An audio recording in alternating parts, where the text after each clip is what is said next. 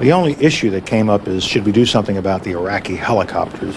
It had never been one of our objectives to get involved in this kind of civil uprising between factions within Iraq and the Iraqi government. And so it was not clear what purpose would have been achieved by getting ourselves mixed up in the middle of that.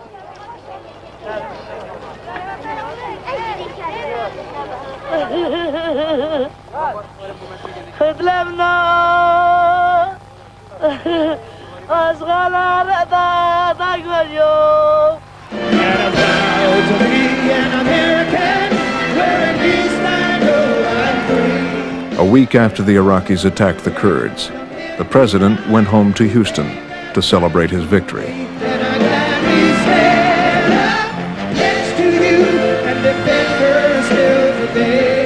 But the television images of the Kurdish exodus were making that victory ring hollow.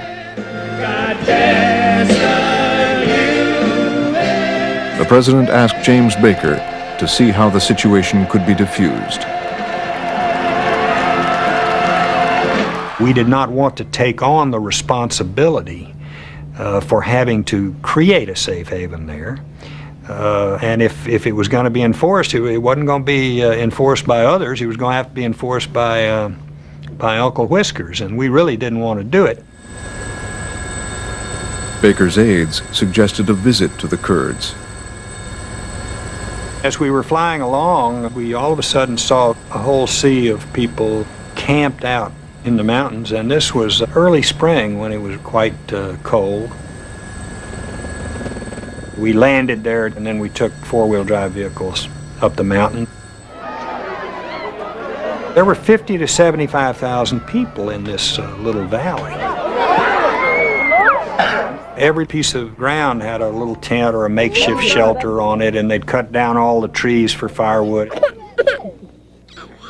And they were drinking out of the mountain streams, and some were barefooted.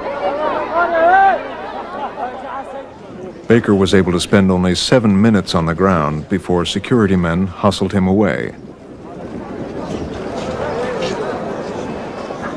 But he saw and heard enough to be sure this was not just a humanitarian nightmare. It also had the potential to become a political disaster.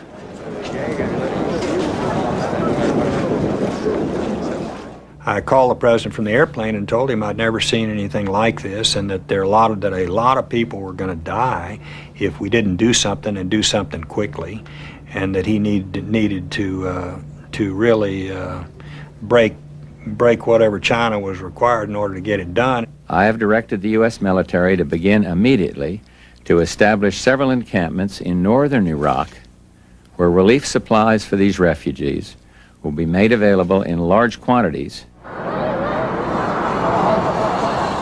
Once the safe havens were established, the Iraqis backed off, raising questions about how much suffering could have been avoided if decisive action had been taken earlier. 5 years later, the havens are still there, protected by American air power.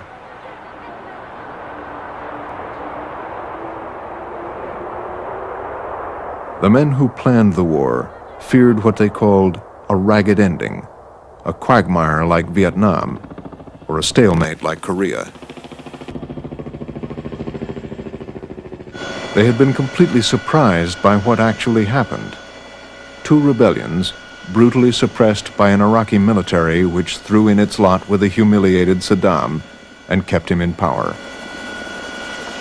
This was a ragged ending no one had seen coming.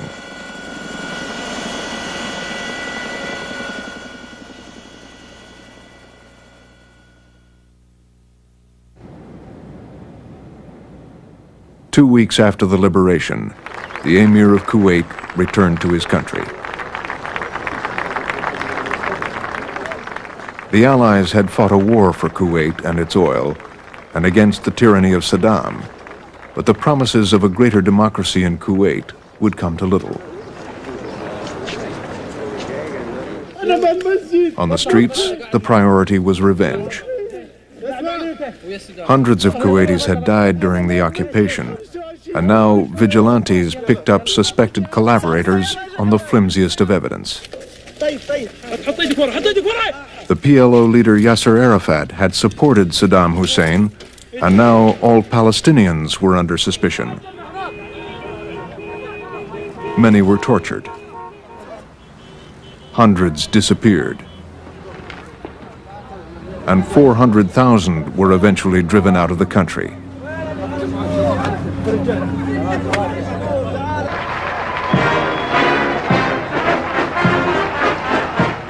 But for the American military, its stunning victory over the Iraqis and over its own demons seemed complete. I was just thinking as I sat in the stands watching Norm and the guys walk by, this is incredible. We have come a far piece from the early 1970s when we came home to a state of being ignored. We had come a long way to rebuild the armed forces of the United States.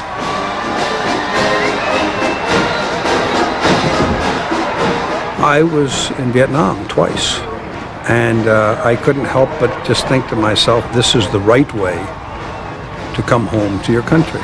And it tended to exorcise a lot of ghosts and a lot of wounds that all of us who were in Vietnam carried with us.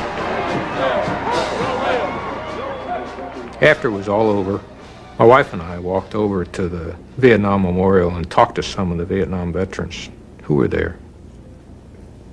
And I said to them, hey, this one's for you too. If the victory in the Gulf buried America's Vietnam syndrome, it also resurrected war as a means of achieving national objectives. And it demonstrated that America's generals would again have a tremendous influence on how those wars would be fought. The war showed that Colin Powell is an enormously conservative man who is reluctant to use military force as an active instrument of foreign policy and diplomacy.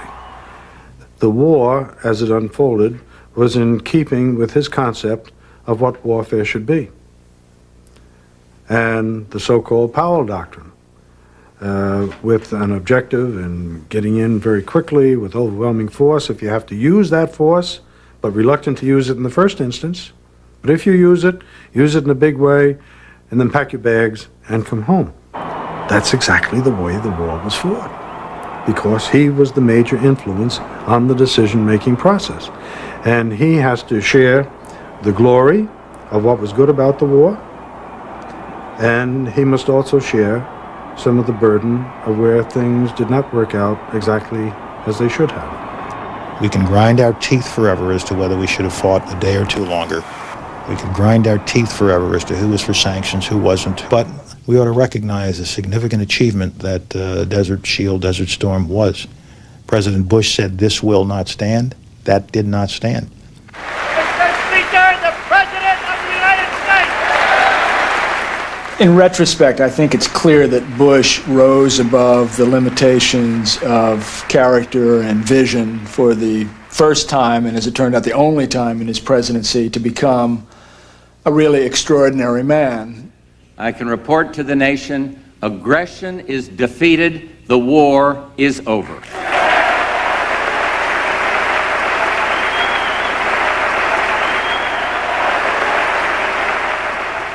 Because the world would not look the other way, Ambassador El Saba, tonight, Kuwait is free.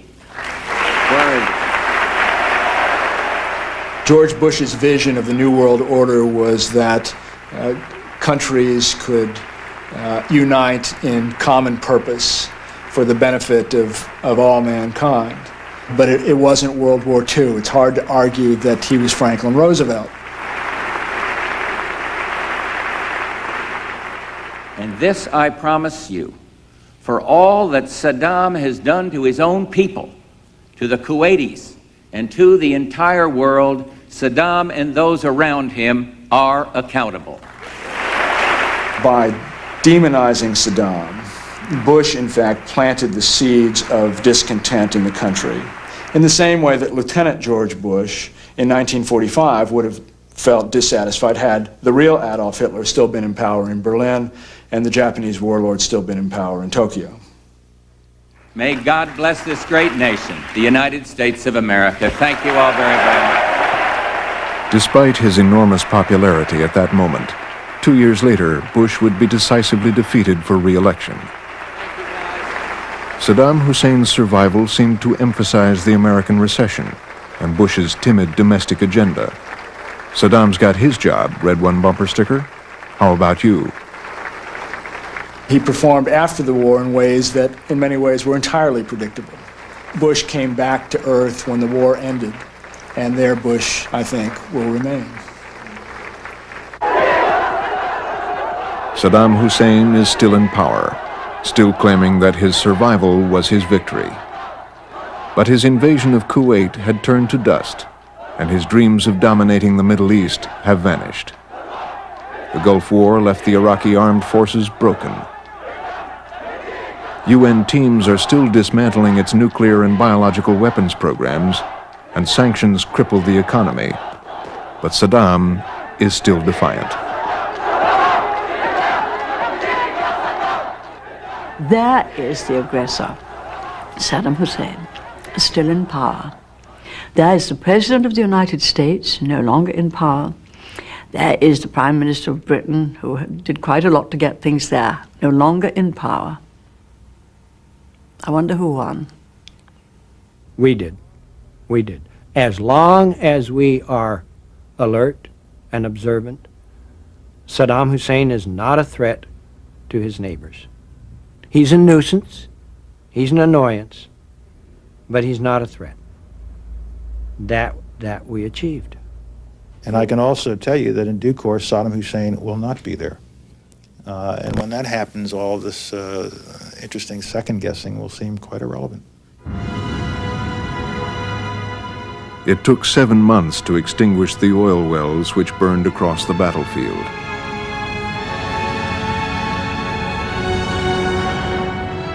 The war changed the balance of power in the Middle East and ignited the peace process between Israel and its Arab neighbors.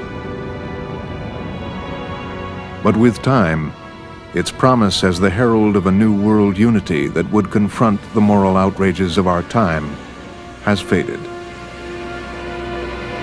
I think that the notion that the Gulf War was being fought for a new world order was in fact intended to obscure the fact that it was being fought for very much the old world order. Cheap petroleum, benign monarchies. There was no new world order that came out of the Persian Gulf War. In fact, I think that's proven to be mostly a pipe dream since then.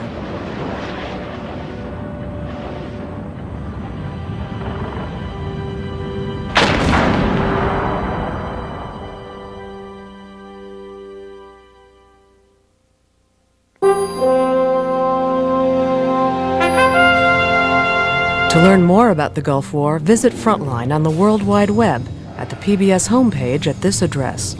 You'll find an interactive online supplement there, an extensive oral history of the war, Agreed with the president saying, and more first-hand accounts from airmen and soldiers. Kept asking, well, where were you from? Where were you flying? What was your target? Find out more about the weapons and technology used for the first time. And then please give us your feedback. It's all at the internet address on your screen. Off the net, you can tell us what you think about our programs by fax at 617-254-0243 or by snail mail at this address. And next time. You either love him or you hate him. Brash. He certainly thinks of himself as the general. A self-proclaimed revolutionary. Very capable. The best thing that happened in this country in a long time. You wouldn't trust him any further than you can throw him. This Don Quixote, the impossible dream. The leading practitioner of the Washington influence money game. I am a genuine revolutionary. The Long March of Newt Gingrich. Next time on Frontline.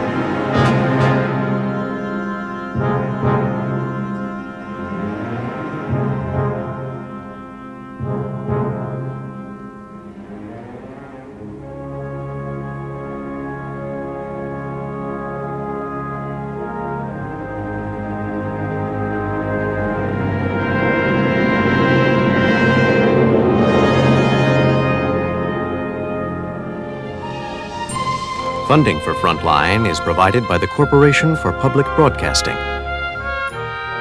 and by annual financial support from viewers like you. Frontline is produced for the Documentary Consortium by WGBH Boston, which is solely responsible for its content.